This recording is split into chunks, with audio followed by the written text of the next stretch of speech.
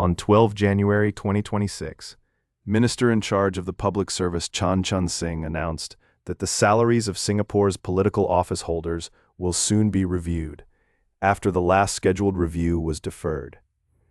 At first glance, this may sound like a purely domestic issue, but in Singapore's case, ministerial pay has always been closely linked to its global competitiveness, economic strategy, and international reputation for clean, efficient governance. Singapore's current approach to ministerial salaries was fundamentally shaped by the 2012 Committee to Review Ministerial Salaries, chaired by Gerard Ee. That committee recommended pegging ministers' pay to the median income of top Singaporean earners, with a substantial discount to reflect public service. The government accepted most of these recommendations, cutting political salaries from 2012 while keeping a link to private sector benchmarks. This was designed to ensure that capable individuals who might otherwise build careers in global finance, law, or technology could still consider public office. This pay philosophy is tied to a broader national strategy.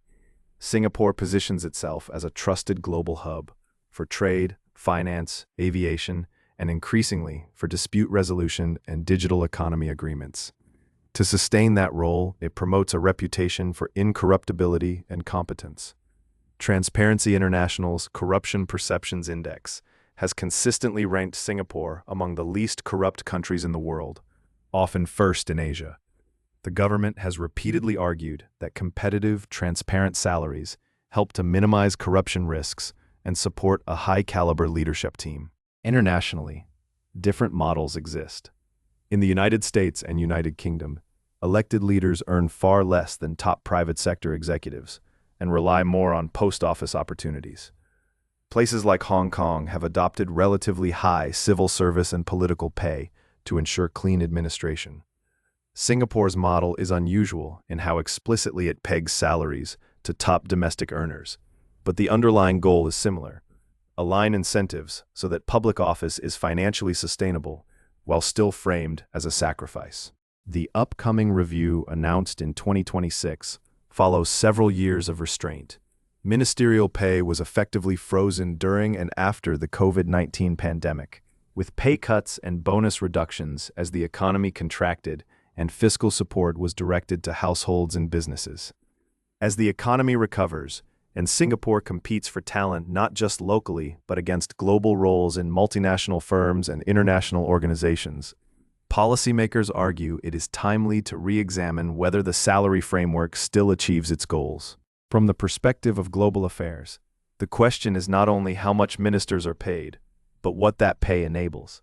A stable, trusted government underpins Singapore's ability to host high-stakes summits, like the Trump-Kim meeting in 2018, to chair ASEAN effectively, and to negotiate complex trade and digital agreements, such as the Comprehensive and Progressive Agreement for Trans-Pacific Partnership and the Digital Economy Partnership Agreement.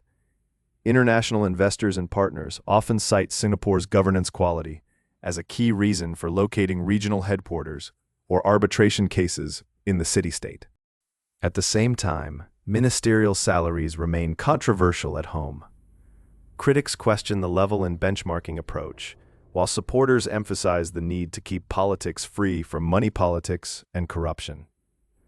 The 2026 review will likely revisit these trade-offs: how to maintain integrity and global competitiveness, while reflecting societal expectations about fairness and public service.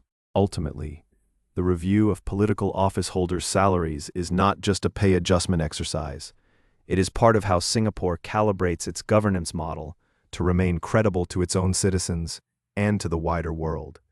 In a global landscape where trust in institutions is fragile, Singapore's decisions on ministerial pay will continue to shape both its domestic social compact and its standing as a reliable, well-governed partner on the world stage.